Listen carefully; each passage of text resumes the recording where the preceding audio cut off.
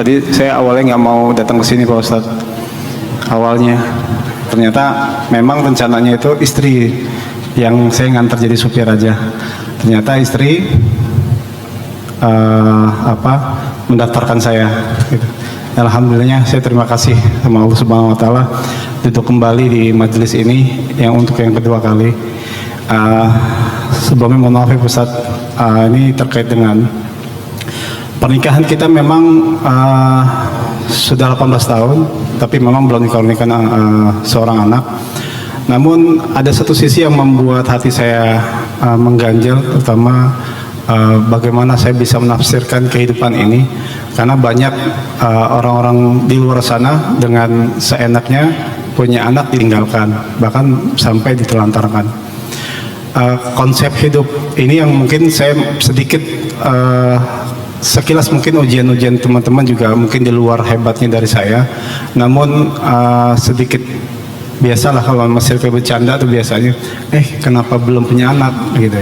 Kalau anak laki-laki sih saya terutama bercandaan orang-orang pria-pria malam, ya bercanda mungkin agak pinggir-pinggir jurang Pak, tapi kita nggak mau ambil pusing.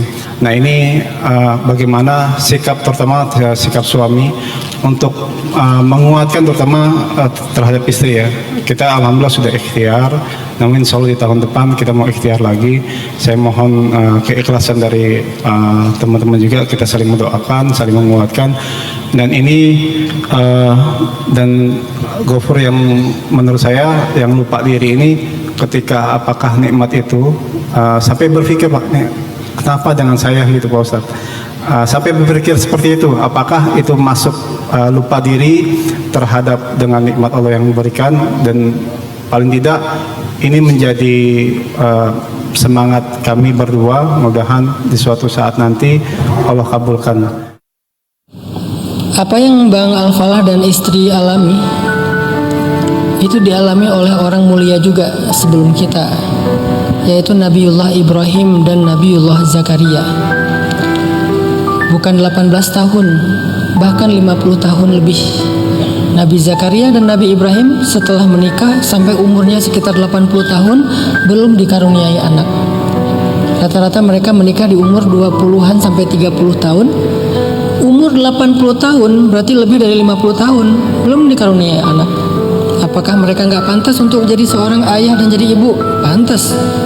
Ibrahim punya istri yang soleha banget, namanya Sarah.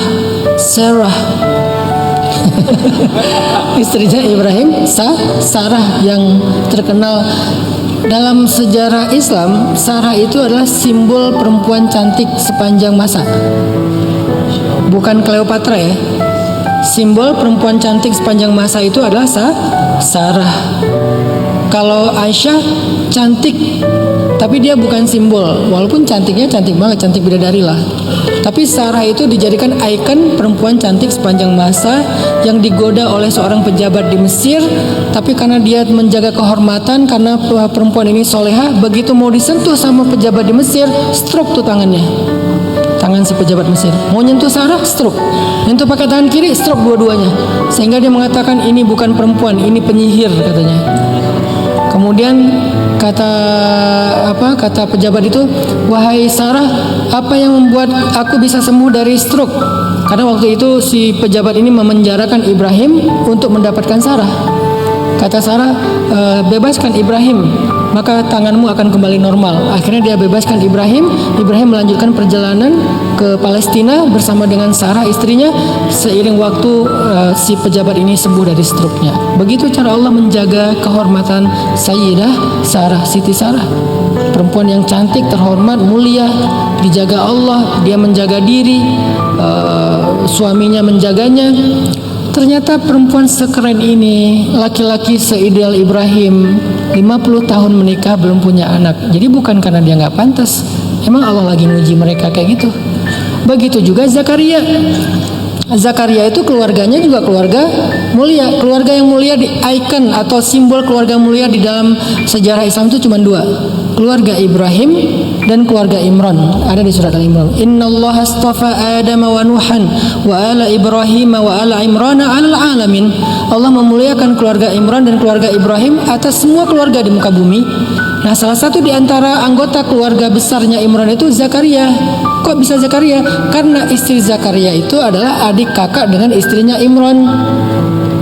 Istri Zakaria itu adalah adik kakak dengan istrinya Imran. Berarti Zakaria sama Imran apa? Apa ya? Ipar ya? Ipar atau besan sih? Ipar kan? Berarti ipar nggak mau dong ya?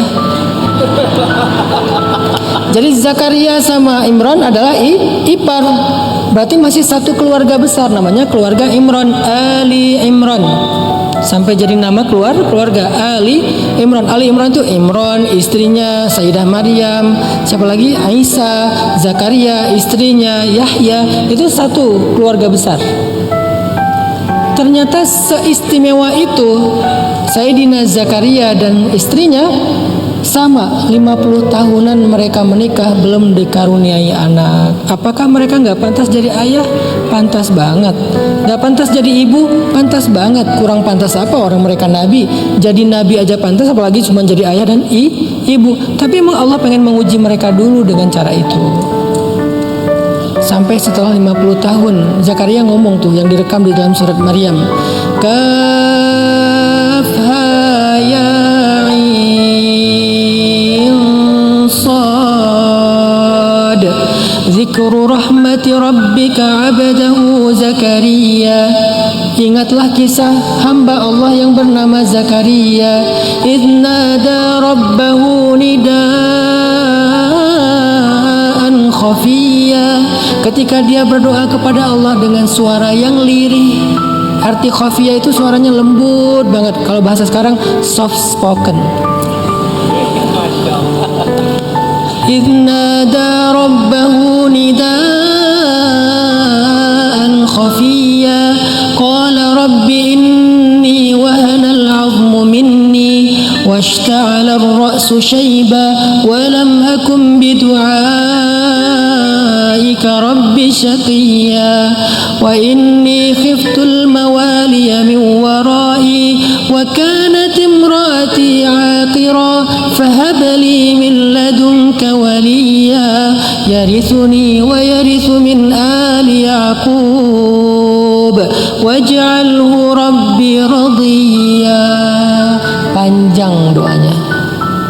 Coba ulang.